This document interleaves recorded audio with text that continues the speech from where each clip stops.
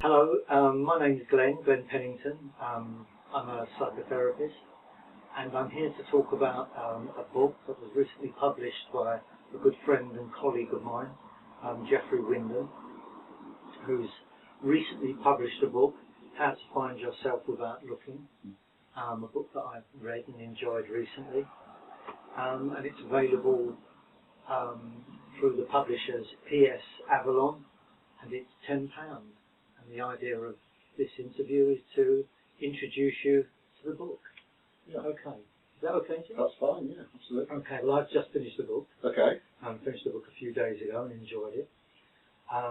So I'm going to ask you a few questions, and hopefully we're going to be able to give people a flavour of the book in a short time. Let's see what comes out. So, I mean, first of all, I'd like to start with the title of the book, How to Find Yourself Without Looking.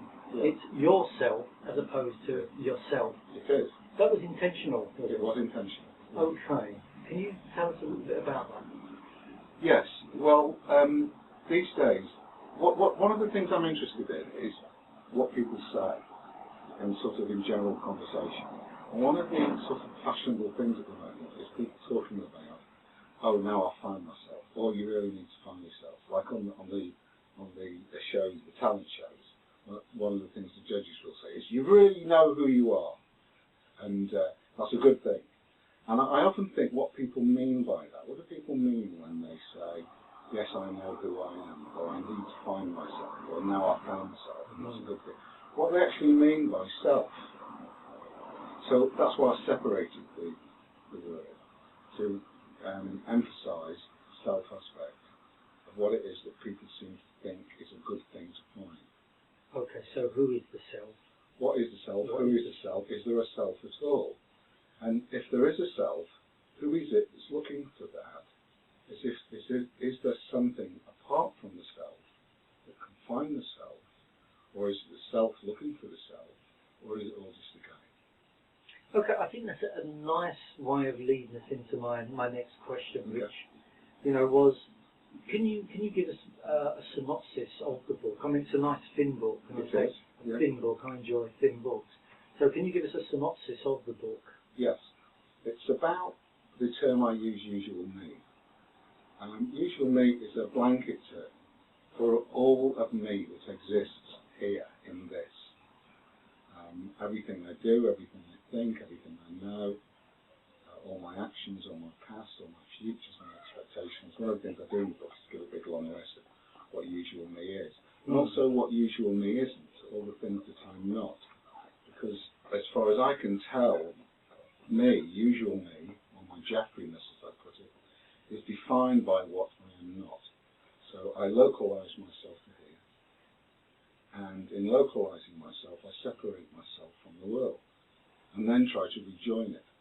And I think we all feel that gap between, as I say, insisting on being myself, insisting on being usual me, insisting on being Geoffrey, and being one, as people say, with the universe, on being complete, on being whole. And that my yearning, and I think all of us instinctively have this yearning, and I think it's the basis for all desire, is that yearning to be whole, to be complete again. That's what the book's about. The impossibility of a partial localized being whole, as long as that partial localized being insists on being partially localized. Am I willing to give up my identity? Am I willing to give up who I am as this in order to experience that wholeness that I yearn for? It's a terrible conflict. And what the book's about, there are various ways that we try to fill that gap. And we try to fill that gap with lots of different things, with power, with spirituality, with desires of all kinds, positive and negative, sex, spirituality, food, stuff, all sorts of things. Right. So why did you choose to write the book? Why take Usual Me and write the book about Usual Me? Because I think the emphasis in New Age ideas and in therapy is on a self which is made into an object, which is made into a something,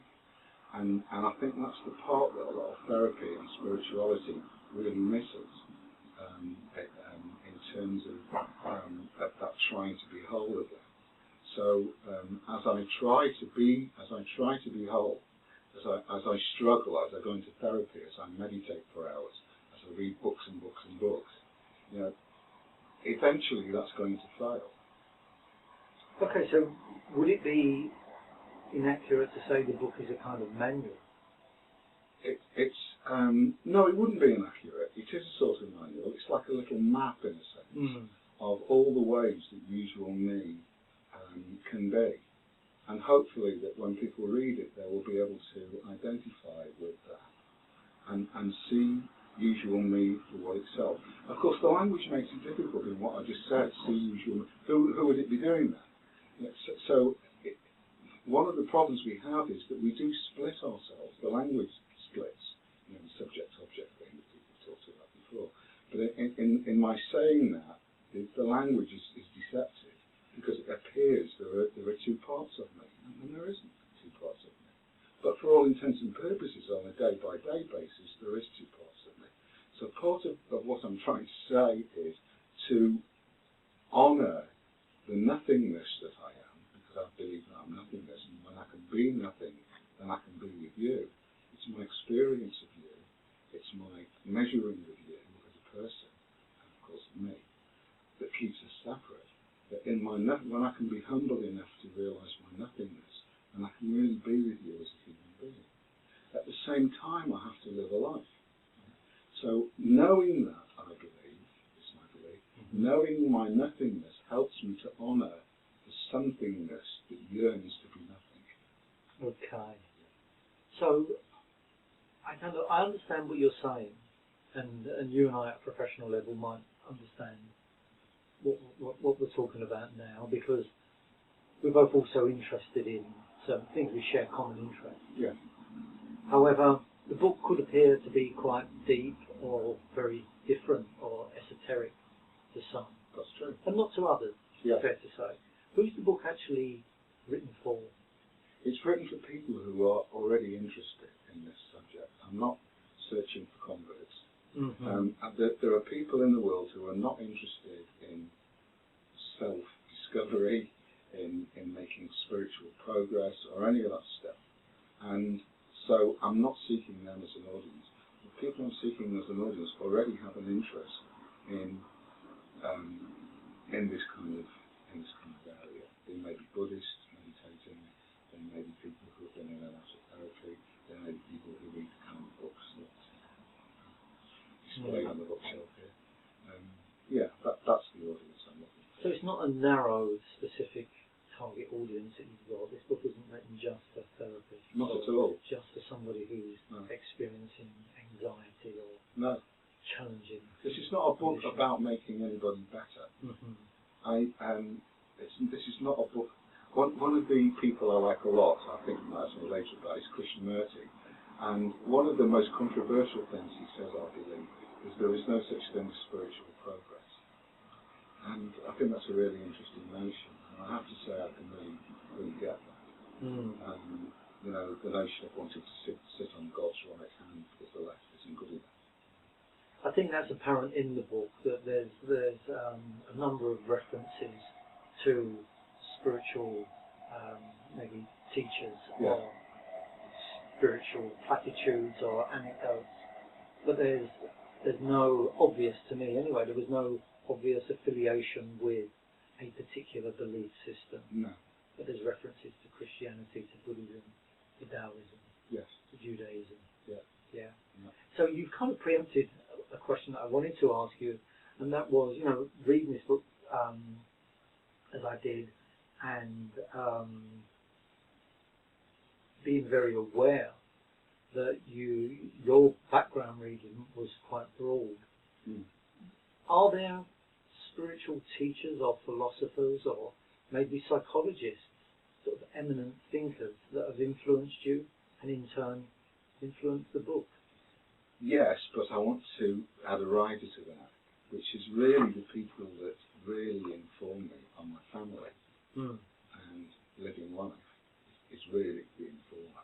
But if I were to make it more formal in terms of people that I would consider my spiritual friends,